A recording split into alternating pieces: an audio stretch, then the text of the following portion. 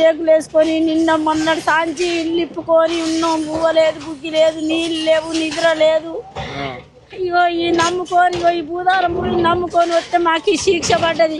కళామందిరంలో వేయమని అంటారు. ఇంకా కళామందిరంలో పోతానికి నా కొడుకేమో ఊరికి పోయిండు, లేడు అనుకోకుండా కూడా వీకిండ్రు. అన్ని నిప్పుకొని ఇట్లా వేసుకొని ఉన్నాయ్యా.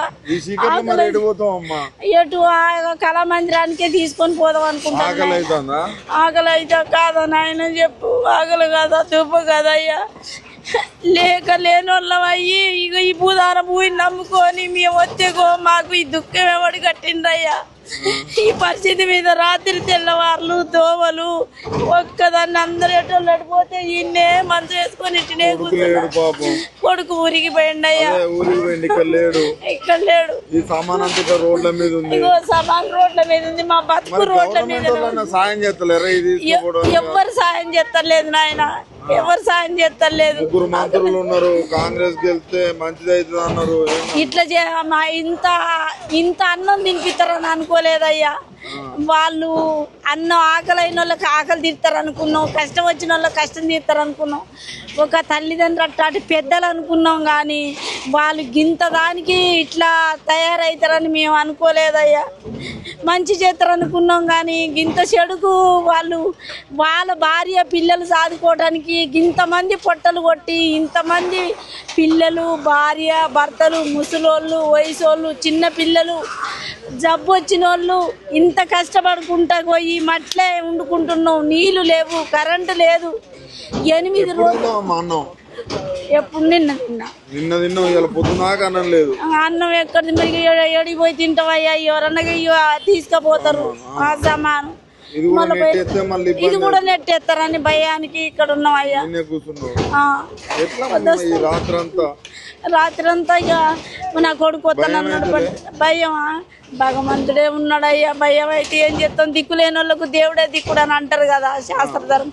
అదే దేవుడే దిక్కు. కేసీఆర్ ఉన్నప్పుడు ఈ ప్రభుత్వం ఇట్లా లేదయ్యా.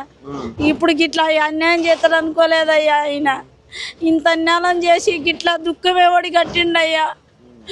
చూడు వాళ్ళైతే పాపం ఈ కొడుకులు లేరు, ఏం లేరు. 2 బిడ్డలు, అయ్యగారులు ఎంతో కష్టపడి కట్టుకున్నారు. చూడు ఆ భవనం కూలగొట్టాలంటే ఎంత కష్టం అవుతుందో. ఈ రాత్రి కూడా ఏం పడిపోతుంది వాళ్ళకు.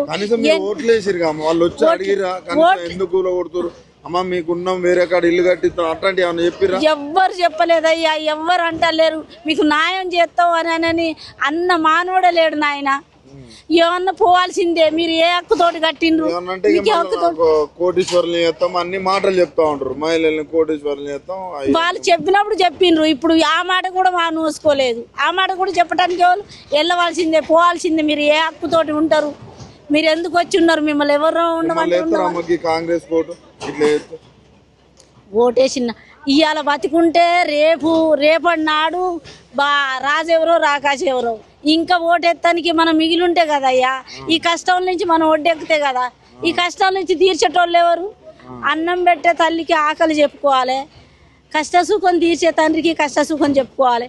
ఎవరికి చెప్పుకోవడానికి లేదు, చెప్తే తీర్చడానికి కూడా ఎవరు లేరయ్యా. ఇగో ఇదే దుఃఖం. ఇగో ఈ గరీబ్ వాళ్ళకు ఇదే దుఃఖం మిగిలింది. నాకు చూసేటోళ్ళకి ఇంత బాధ అనిపిస్తుంది, అనుభవించేటోళ్ళు మీరు. అయ్యా ఎప్పటి నుంచి ఇయ్య కష్టాలు గరీబ్ వాళ్ళం కాబట్టి. తెల్ల బట్టలు వేసుకున్న వాళ్ళం కాదు కదయ్యా, మేము గరీబ్ వాళ్ళం కదా. అందుకోసం మాకు ఈ సాయం, ఇంత మంచి సాయం చేస్తాను రయ్యా. ఎప్పుడైనా అడవిలో అడవే ఉన్నది, ఇప్పుడు ఊరు కూడా అడవి అయిపోయింది కదయ్యా. ఊరంతా వల్ల కాడైంది. చిక్కు చీకటి ఏమీ లేదయ్యా. ఎన్నాళ్ళున్నా ఈ భూతల్లి కాడికి పోయేటోళ్ళేం కదా. ఈ భూమిని సొంతం చేసుకుంటే వాళ్ళు ప్రపంచాన లేదయ్యా. 7 లోకాలు, 17 లోకాలు, 14 లోకాలు భూతల్లిది. ఈ భూతల్లి మనకు శాశ్వతం ఎన్నడూ కాదు. ఎన్నడైనా అల్లకు పోయేటోళ్ళమే. అగో దాన్ని నమ్ముకొని వాళ్ళకి ఇంత ఇబ్బంది పెడతాండ్రు. ఏమన్నా 100 గజాల చోటు అడిగినాం, వాళ్ళ ఆస్తులు అడగలే, ఎండి బంగారం అడగలేదు. మాకు ఇంకేమన్నా లక్షలు ఇవ్వని అనలేదయ్యా. 100 గజాల చోటు అడిగినందుకు మాకు ఈ సాయం చేసిండ్రయ్యా. ఇంత మంచి సాయం